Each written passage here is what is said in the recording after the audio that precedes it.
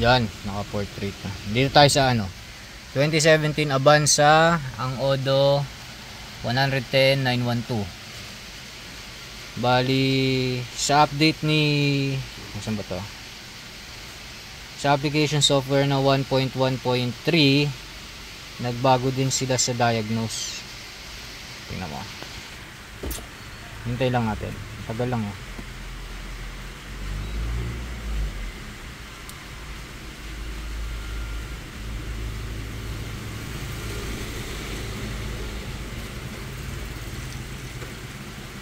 Nag-exit eh.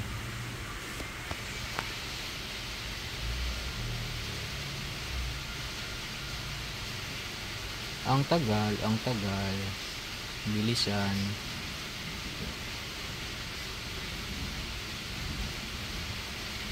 Select make. Asian. Toyota.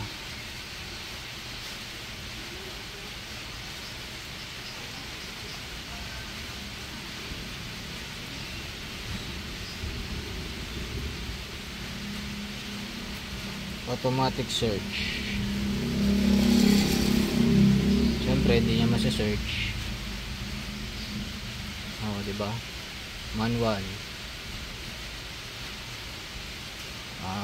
Ito, Avanza.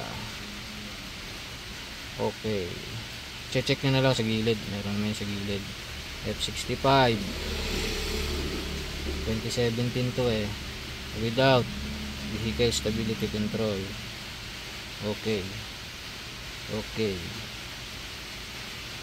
Ayan, ganyan na siya. May buttons na dito. Para gawin niya lahat yan, smart scan yung pipindutin mo. Hindi tulad dati.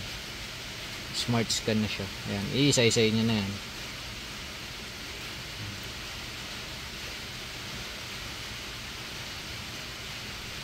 Isa-isay na natin. Ayan. So may ABS pa rin akong problema. Rear left. Ayan, rear left. Ayan, IMO, combination switch, body control module, etc.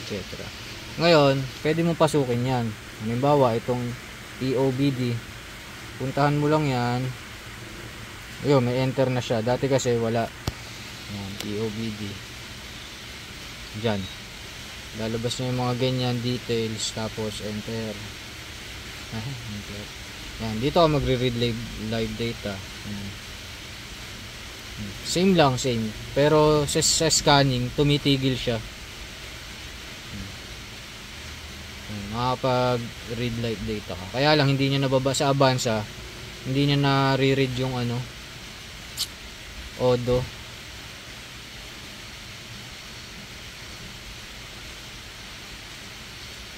Sa ano tayo.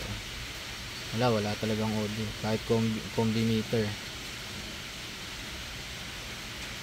Read data stream, select all.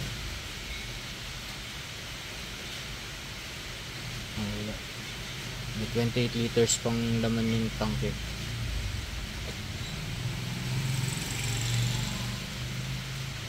Saan pa ba?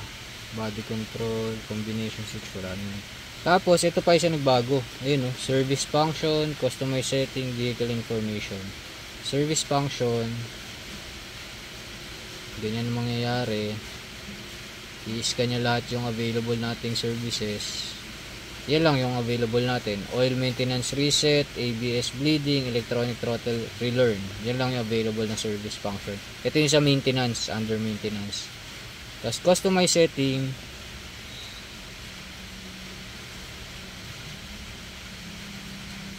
ito yung mga available. Yan, mga available. Pero hindi natin papakilaman yan. Tapos, vehicle information, yun lang, yung lumabas lang siyang ganun. Tama, wala siyang ano, wala siyang DIN number.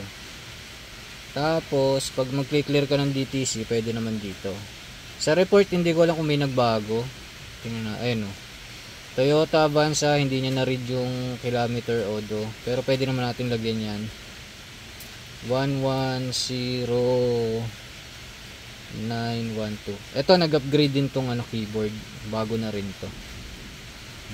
Tapos Ito sa akin yan. Ayan. Ay, yung report nya, parang wala namang pinagbago sa report. Ito lang talaga. May current siya. Current. So, ibig sabihin, may sira yung sensor natin sa likod. So, wala siyang nagbago sa reporting. Ang nagbago lang is itong mga to, itong mga enter, tsaka yung dito. System list. Pwede rin natin i-clear yan, kaya lang ayoko muna i-clear hanggat hindi siya napapalitan. Ayan, ito nagbago. Ayan. Not scan, not scan, not scan. Pwede namang system scan. Tingnan natin. Yun, scan, scan, scan, scan, scan, scan. Pero walang lalabas siya na ano. 0 DTC.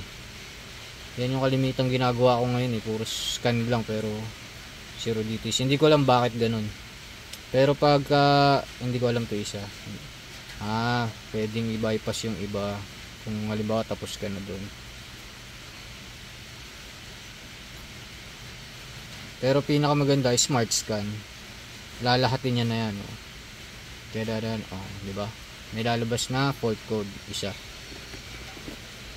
So yun lang naman.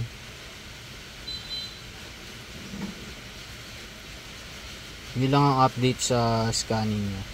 Tapos i-try nating mag read data stream.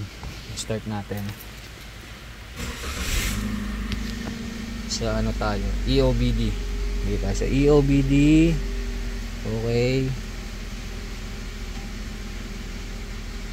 Tapos okay, enter. Walang bago dito. Enter.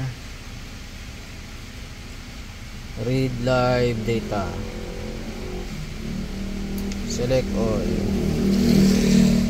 Kung mapapansin nyo dyan, may mga red values. Ibig sabihin yan, hindi siya pasok sa range. Pero kasi ito, naka-idle lang. Kaya okay lang yan. Ito kasi yung range nyo. Tingnan mo yung dami nito eh. Ito, yung coolant. Yan ang range nya, 80 to 110. Nasa 50 pa lang since cold start. Nakikita lang natin RPM. Hindi pa natin nakikita dito ignition timing. Ayan, lilinisan ko pa yung ano niyan. Yung odo wala talaga eh. Itong oxygen sensor, papalitan ko yung dalawa pala to eh. Papalitan ko yung nasa baba pa. Ito medyo pumapasok na tong isa eh. Isa pa.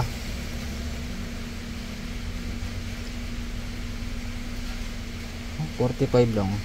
Tamo wala yung ano. Wala yung mileage. Sabi mag-read data stream daw eh, wala naman. Hanapin natin sa iba. Baka live data, test result, control, wala oh.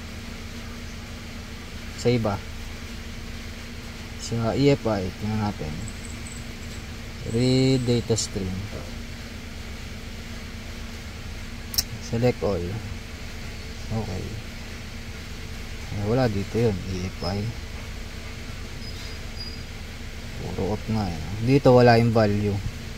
Pero okay lang naman yan. Diyan mo makikita kung may problema yung kung ano. Hinahanap ko. Kilometer. Kaya lang. Wala siya eh. Kaya mo na pagka hanapin ko na lang. Wala sa Avanza, wala talaga. Hindi makita. Pero sa ibang unit meron. Automatic. Wala.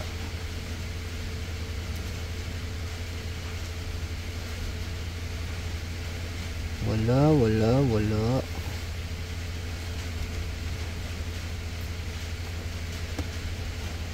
Oxygen sensor, power, charge. Ito. Pakita ko sa inyo to. Shift position. Pag nilipat ko yung mga yan, nag-on off yan. Tingnan mo ah. Ayun, nag-on yung reverse. Nag-on yung neutral. Nag-on yung drive. Nag-on yung 3. Saan na yung 2? Ayun, nag-on yung 2. L. Nag-on yung L. Diba? So dito, ma-check mo kung may sira siya talaga. Tapos, wala talaga yung kilometers per ano. Yung ano, mileage. Wala na, isa-isa ko na to. Talagang wala yung mileage. Nag-chat na rin ako sa support. Wala silang ano. Basta read data stream lang daw. Wala, 293. Special function. Doon din, redundant na. Wala na naman dito yan. So ayun, yun lang ang bagong update. Yan lang. May mga ganyan-ganyan na siya. Yan. Yung update. Yun muna. Bye.